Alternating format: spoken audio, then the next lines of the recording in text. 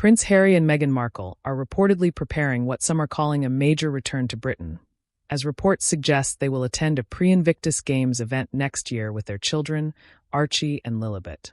This would mark the first time in 4 years that the children have visited the United Kingdom, and it would also be Meghan Markle's first visit to the UK in the same period. Supporters of Harry and Meghan are likely to celebrate the occasion enthusiastically, viewing it as a significant family reunion. However, critics argue that the Invictus Games have increasingly become a platform for the couple's public image, rather than remaining focused solely on the veterans and service members the event was created to honor. According to the commentator, there may be a larger issue behind this return to Britain. She argues that Harry and Meghan's ventures in Hollywood have not achieved the level of success they may have hoped for. In her view, if Meghan had become a major Hollywood success, she would have had little interest in returning to the UK. Therefore, she interprets the reported visit not as a sign of triumph, but as an indication that their business ventures, investments, production deals, and other projects may not be performing well. She suggests that the decision to return reflects challenges rather than victories.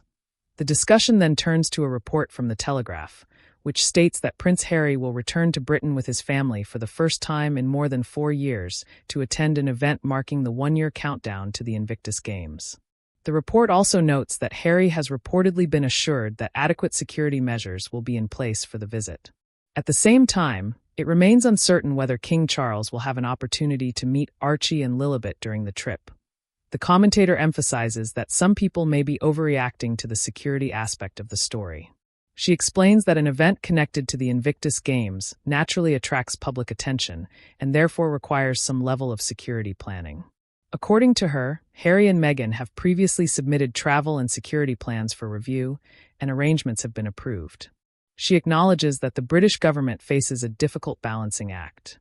While she believes Harry and Meghan exaggerate the risks they face and do not require around-the-clock security, the commentator argues that Prince Harry and Meghan Markle's continued insistence on extensive security measures reflects what she sees as inflated self-importance rather than genuine necessity. In her view, the couple are not widely admired but rather widely disliked, and she believes the level of protection they often seek is disproportionate to any realistic threat they face. Nevertheless, she acknowledges that the British government must still exercise caution. Because any major public event involving Harry and Meghan attracts significant attention, authorities have a responsibility to evaluate potential risks and provide appropriate security if required. She emphasizes that this process is not unique to Harry and that any visitor could receive additional protection if officials determine it is warranted after a proper risk assessment. The discussion then shifts to Harry's long-stated desire to bring his children back to the United Kingdom so they can experience British culture and spend time with friends and relatives. The commentator, however, is highly skeptical about how welcome such a reunion would be. She suggests that many of Harry's former friends and family members have grown tired of the ongoing drama surrounding him and have largely moved on with their lives.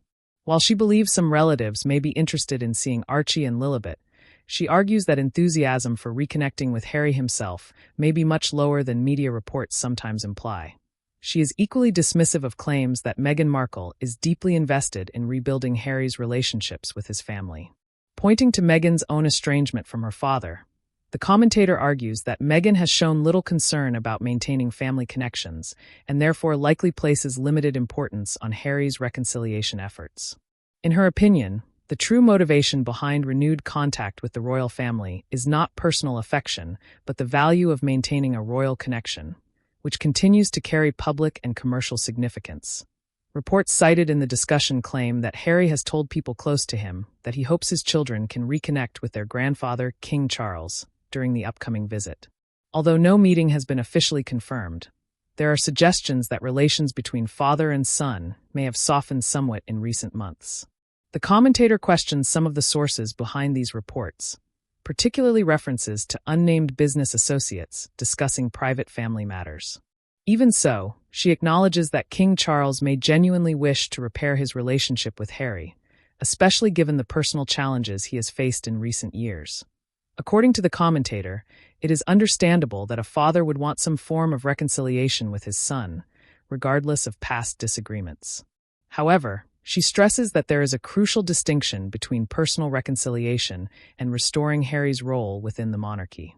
She believes King Charles may desire a closer family relationship, but that does not automatically mean Harry. The commentator argues that British government departments remain reluctant to grant Prince Harry automatic police protection whenever he visits the United Kingdom. According to reports, officials are concerned that restoring such privileges could create political controversy and provoke public backlash. In her view, the reason is simple. Harry is no longer important enough in the royal hierarchy to justify permanent taxpayer-funded security. She contends that the removal of full-time protection was inevitable and notes that even several senior members of the royal family eventually lost round-the-clock security when their official roles became less central. From her perspective, Harry's frustration stems from his long-standing dissatisfaction with being the spare rather than the heir, and she believes much of his public conflict originates from his inability to accept that reality. She further suggests that genuine peace for Harry would come from accepting his position rather than continually fighting against it. Nevertheless, she believes the upcoming UK visit is very likely to happen. In her opinion, Meghan Markle will make the occasion highly public, and she predicts that Archie and Lilibet will be prominently featured despite previous calls for privacy. The commentator argues that both Harry and Meghan benefit from emphasizing their children's royal connections and titles, and she expects that aspect of the visit to receive considerable attention from the media. The discussion then turns to the Invictus Games, which the commentator claims have increasingly become associated with Harry and Meghan rather than the veterans the event was originally created to support. She argues that the couple's presence now dominates media coverage surrounding the Games, and that the organization has become overly dependent on their celebrity status for publicity. According to her, organizers prefer the attention Harry and Meghan generate because they are uncertain whether the sporting competition alone would attract sufficient spectators and media interest. The commentator is particularly critical of the amount of public money spent on the Games. While she acknowledges that supporting wounded veterans is a worthwhile goal, she questions whether the event justifies the level of funding it receives. In her view, public interest in veteran-related causes has naturally declined over time as major military conflicts have become less prominent in public consciousness. She argues that this has made it increasingly difficult for the Games to maintain widespread attention without relying on celebrity involvement. Finally, the commentator addresses what she sees as the larger question behind Harry and Meghan's return to Britain. She believes Meghan would have little interest in revisiting the UK if her life and career in California had reached the level of success she once envisioned. According to this argument, the couple left Britain expecting enormous opportunities, securing major deals with companies such as Netflix and Spotify, along with publishing agreements and other lucrative ventures. At the time, the future appeared extremely promising, and substantial amounts of money were flowing into their projects. The commentator suggests that the decision to reconnect with Britain now may reflect changing circumstances and unmet expectations, rather than a position of strength. The commentator argues that 6 years after leaving royal duties, Harry and Meghan are no longer attracting the lucrative opportunities that once seemed endless. In her view, the flow of money, major contracts, and high-profile offers has slowed significantly. She points to various recent appearances and public engagements as evidence that Meghan is now actively seeking opportunities, rather than being pursued by influential organizations and brands. According to the commentator, this marks a significant change from the period immediately following the couple's departure from the royal family, when they secured major media deals and appeared to have unlimited potential in the entertainment industry. She suggests that both Harry and Meghan, but particularly Meghan, are now trying to revive the sense of prestige and exclusivity that once surrounded them. In her opinion, Harry lacks a clear professional direction, leaving Meghan as the primary force behind their public and commercial endeavors. The commentator believes the couple hopes that by reconnecting with their royal roots and increasing their visibility in the United Kingdom, they can restore some of the influence and attention that initially made them attractive to media companies, investors, and corporate partners. A key part of this strategy, she argues, involves emphasizing their royal identity and showcasing their children. The commentator predicts that Archie and Lilibet will play a prominent role in future public appearances and media coverage. In her view, the children generate significant public interest, and she believes Meghan may use that attention to boost engagement across various projects, including social media platforms and business ventures. She argues that highlighting the children's royal connection could help create renewed public curiosity and media coverage at a time when interest in Harry and Meghan themselves has declined. The commentator further claims that the couple's public image has become increasingly difficult to market. She argues that while Harry and Meghan once benefited from being viewed as unique figures who had stepped away from royal life, that novelty has faded over time. According to her, many of their appearances now generate controversy or criticism rather than overwhelmingly positive publicity. As a result, she believes they are searching for ways to re-establish a stronger and more favorable public profile by reminding audiences of their royal background and charitable associations, particularly through events connected to the Invictus Games. Despite these efforts, the commentator maintains that the royal magic and excitement that once surrounded the couple have largely disappeared. She argues that the entertainment industry values individuals who can consistently attract audiences, generate sales, and drive engagement, and she questions whether Harry and Meghan still possess that ability. The commentator continues by examining several of Meghan Markle's business investments and argues that many of them appear to be underperforming. She points to the beverage company Clever Blends, noting that when she searched for its products through major retail channels, she found only a limited number of items available and many were discounted. Based on this observation, she speculates that the company may have lost some retail distribution opportunities or experienced declining visibility. While acknowledging that she cannot verify the situation firsthand, she suggests that any reduction in retail presence could help explain recent collaborations and promotional efforts involving the brand. The commentator also references Meghan's reported investment in Cesta Collective, claiming that public attention surrounding the brand has faded considerably in recent years. She argues that there has been little media discussion or consumer excitement around the company and interprets that as a sign that the investment may not have produced the desired results. Similarly, she discusses the creator platform OneOne and claims that many prominent personalities associated with the platform during its early promotion are no longer actively involved. In her view, this suggests the platform has struggled to maintain momentum and growth. Attention then turns to Meghan's lifestyle brand as ever.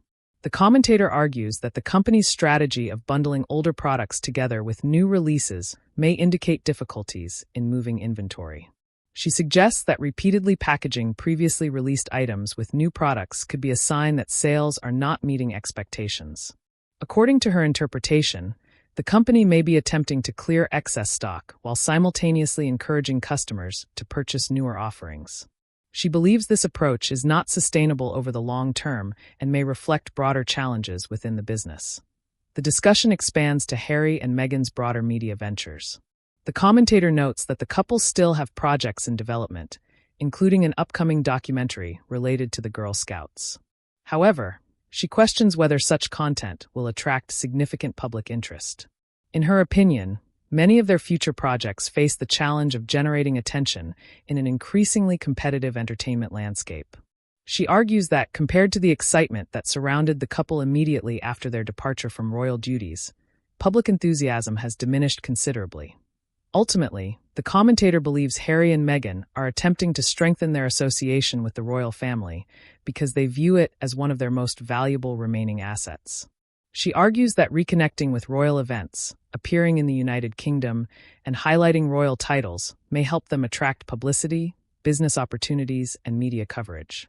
However, she remains skeptical that royal connections alone can reverse what she views as years of disappointing commercial results. In her assessment, success in entertainment, publishing, and business requires creativity, consistent audience engagement, and strong products, qualities she believes the couple have struggled to demonstrate.